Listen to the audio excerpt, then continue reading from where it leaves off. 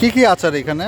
এখানে আচার আছে চালতা, তেঁতুল, বড়াই, আম, আমসত্ত্ব, রসুন, মরিচ, খেজুর। আসেন ভাই, আসেন আসেন আসেন, আচার খেয়ে যান। আসেন আসেন ভাই, আসেন আসেন, ভালো আচার আছে।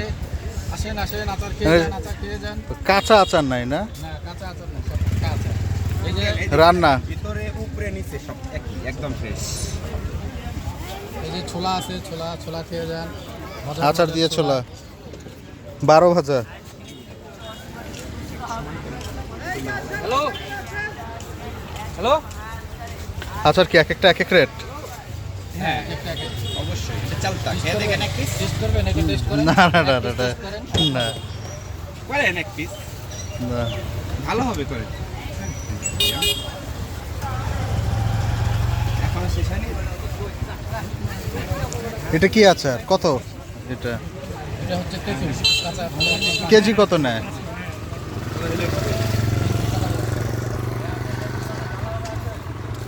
অত ভাত খাই না কম।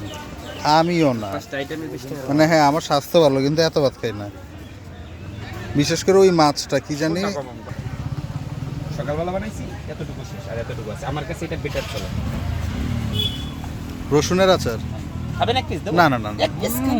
না। দাও এক পিস। আচ্ছা দেন দেন দেন। ছোট্ট ছোট্ট একটা। আরে জ্বালা রে, ছোট আর বড় আমি গেছে। তো বেশি খাই না তো ভাই, এটা তো মানে ক্ষতির কিছু নাই না। এটার ভিতরে। এটুকু গ্রাম। হার্টের জন্য ভালো। রসুনের জুলুম খুব কি আপনার? তারা আছে? না, আপনি তারা থাকলে আপনার আগে দিই। আঙ্কেল আরো 2 মিনিট একটু বসাতে পারেন। রসুনটা দেবো? ভালো হবে গ্রামটা। কম্বিনেশনটাই অন্যরকম। তাই না?